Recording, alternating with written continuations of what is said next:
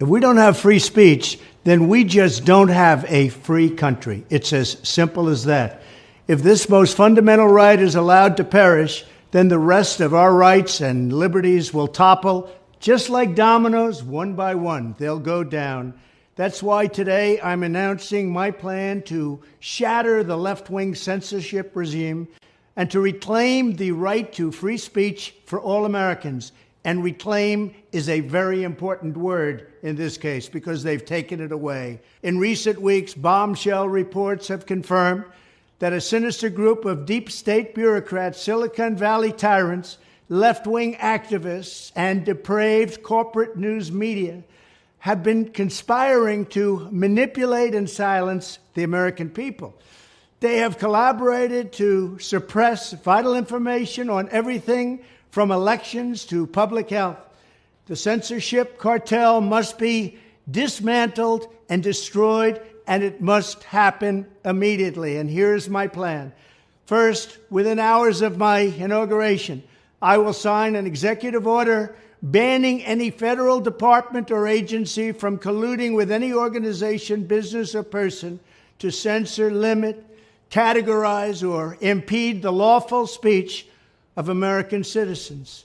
I will then ban federal money from being used to label domestic speech as mis- or disinformation. And I will begin the process of identifying and firing every federal bureaucrat who has engaged in domestic censorship, directly or indirectly, whether they are the Department of Homeland Security, the Department of Health, Human Services, the FBI, the DOJ, no matter who they are.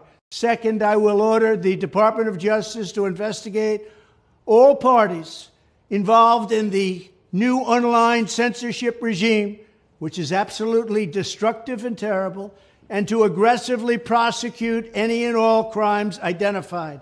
These include possible violations of federal civil rights law, campaign finance laws, federal election law, securities law, and antitrust laws, the Hatch Act, and a host of other potential criminal, civil, regulatory, and constitutional offenses.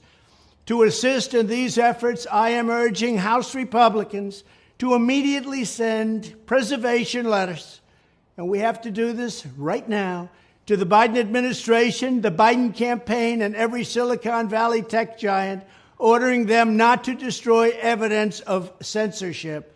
Third, upon my inauguration as president, I will ask Congress to send a bill to my desk revising Section 230 to get big online platforms out of censorship business. From now on, digital platforms should only qualify for immunity protection under Section 230 if they meet high standards of neutrality, transparency, fairness, and non-discrimination. We should require these platforms to increase their efforts to take down unlawful content such as child exploitation and promoting terrorism, while dramatically curtailing their power to arbitrarily restrict lawful speech. Fourth, we need to break up the entire toxic censorship industry that has arisen under the false guise of tackling so-called mis- and disinformation. The federal government should immediately stop funding all nonprofits and academic programs that support this authoritarian project. If any U.S. university is discovered to have engaged in censorship activities or election interferences in the past, such as flagging social media content for removal of blacklisting, those universities should lose federal research dollars and federal student loan support for a period of 5 years and maybe more. We should also enact new laws laying out clear criminal penalties for federal bureaucrats who partner with private entities to do an end run around the Constitution and deprive Americans of their First, Fourth, and Fifth Amendment rights. In other words, deprive them of their vote. And once you lose those elections, and once you lose your borders like we have, you no longer have a country. Furthermore, to confront the problems of major platforms being infiltrated by legions of former deep staters and intelligence officials, there should be a 7-year cooling-off period before any employee of the FBI, CIA, NSA, DNI, DHS, or DOD is allowed to take a job at a company possessing vast quantities of U.S. user data. Fifth, the time has finally come for Congress to pass a digital Bill of Rights.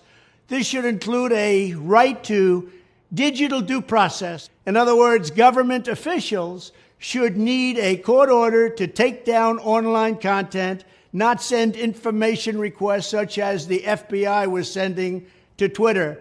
Furthermore, when users of big online platforms have their content or accounts removed, throttled, shadow banned, or otherwise restricted, no matter what name they use, they should have the right to be informed that it's happening, the right to a specific explanation of the reason why, and the right to a timely appeal. In addition, all users over the age of 18 should have the right to opt out of content moderation and curation entirely and receive an unmanipulated stream of information if they so choose. The fight for free speech is a matter of victory or death for America and for the survival of Western civilization itself. When I am president, this whole rotten system of censorship and information control will be ripped out of the system at large. There won't be anything left. By restoring free speech, we'll begin to reclaim our democracy and save our nation. Thank you, and God bless America.